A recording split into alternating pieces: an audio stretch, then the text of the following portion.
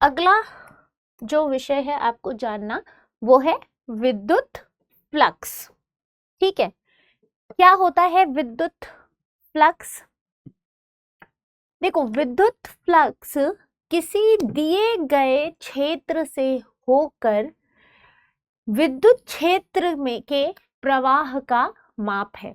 ऐसे समझिए कि मान लीजिए कि मेरे पास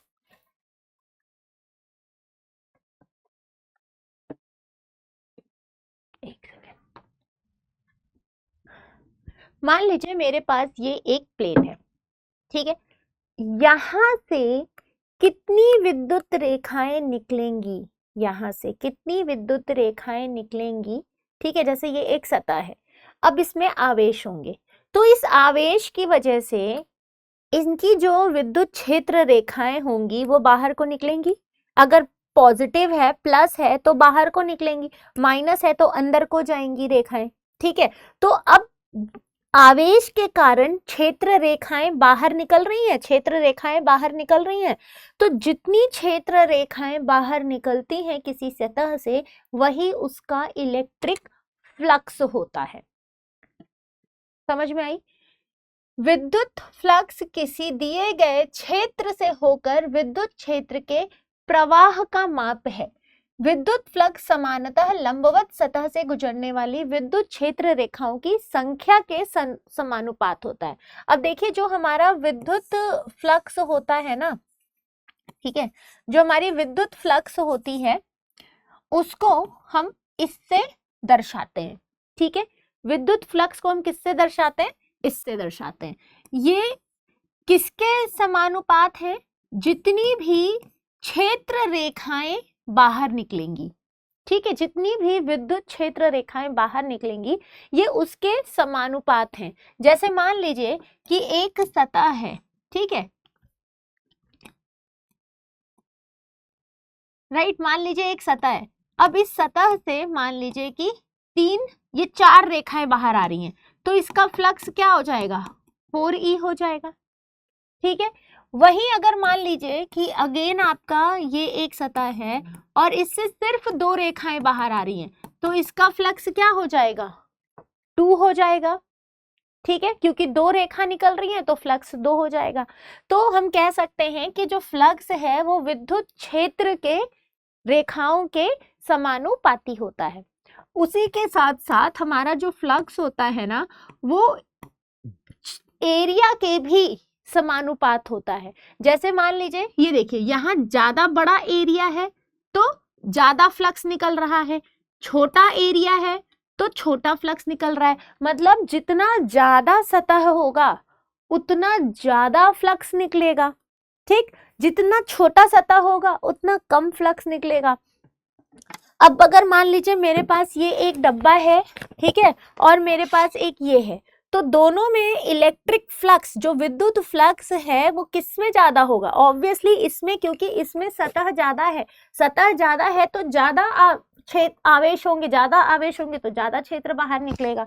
ठीक है, तो विद्युत फ्लक्स क्या हुआ, समझ में आ गया? माफ कीजिए, मेरे पास अभी यही सब चीजें हैं यहाँ पे, इसलिए और कुछ मैं आपको दिखा नहीं पा रही हूँ, बट मुझे लगता है कि इतनी बातें समझ में आ गई होंगी। ठीक है, तो जैसे देखो ये सतह है, इससे हमारी क्या निकल रही है? ई निकल रही है। और हमेशा ये जो विद्युत रेखाएं निकलती है ना, ये सतह के लंबवत होती हैं। ये देखिए, ये हमेशा क्या है? सतह के लंबवत ही ये रेखाएं होती हैं। ये बात याद रख लीजिएगा। ठीक है, तो इससे हमने क्या निकाला? जो हमारा इलेक्ट्रिक फ्लक्स होता है, जो विद्युत फ्लक्स हो गया, वो क्या हो गया? E इक्वल्स टू ई ए हो गया। क्या हम इसको ऐसे लिख सकते हैं? E डॉट ई ए। अब डॉट हटाने के लिए हम ई ए कॉस थीटा लिख सकते हैं। अब देखो थीटा कहाँ से आया? कि अब जरूरी तो नहीं है ना कि हमेशा सीधी ही रेखाएं निकलेंगी। अब अगर मान लीजिए कि ये हमारा विद्युत क्षेत्र है और इसमें हमने ये एक सतह रखा हुआ है, अब इससे जो रेखाएं निकल रही हैं वो इस सतह के लंबवत हैं। सतह ऐसी है तो रेखाएं इसके लंबवत निकल रही है, तो ये एक कोण बनाएगा। ठीक है, यहाँ पे देखो, इस सतह के और इस क्षेत्र के बीच में एक कोण बन रहा है, तो ये कोण कॉस थीटा हो जाएगा। ठीक है, जरूरी तो नहीं ना कि हमेशा सीधे ही निकलेगा। यहाँ तो मान लीजिए कि आपको 90 डिग्री का मिल जा रहा है यहाँ इनके बीच में 90 डिग्री मिल रहा है, लेकिन कभी तो ये टेढ़ा होगा तो उनके बीच में कुछ कोण बनेगा, तो वो कोण है आपका कॉस थीटा। ये सारा गायब हो गया। ठीक है, आगे बात समझ में। तो यहां से हम क्या बता सकते हैं, इलेक्ट्रिक फ्लक्स बता सकते हैं। ठीक है, यहां से विद्युत फ्लक्स, देखो विद्युत फ्लक्स अगर आपको समझ में आता है तो ही आप गॉस के नियम और गॉस नियम के अनुप्रयोगों को समझ पाएंगे। ठीक है, तो आज हम गॉस के नियम नहीं करेंगे, गॉस के नियम और उनके अनुप्रयोग हम अगली क्लास में करेंगे। और मैं आशा करती हूँ कि आज आपने जितनी भी चीजें पढ़ी हैं, जितनी भी बातें पढ़ी हैं, वो आपको समझ में आया। फटाफट से एक बार हम रिवाइज करते हैं। सबसे पहले आज आपने क्या देखा, सबसे पहले हमने ये जाना कि जो हमारी द्विध्रुव थी उनके कारण अगर कोई बिंदु है और उनको अगर सीधी रेखा में रखा गया तो उस पर कितनी विद्युत तीव्रता होगी। साथ ही अगर उसी बिंदु को हम द्विध्रुव के इक्वेटोरियल पे रख देते हैं तो उस बिंदु पे कितनी विद्युत तीव्रता होगी। फिर आपने दोनों का फॉर्मूला लिखा। ठीक है, फिर आपने टॉर्क पढ़ा, टॉर्क क्या होता है समझा, टॉर्क का फॉर्मूला लिखा। राइट, इसके बाद आपने सतही जो हमारी आवेश थे उनके वितरण के बारे में पढ़ा। राइट, अब जो वितरण था वो आपने कैसे पढ़ा कि हमारा जो वितरण है वो एक साथ हो रहा है। ठीक है, हमारा वितरण कैसे हो रहा है आवेशों का, एक साथ हो रहा है।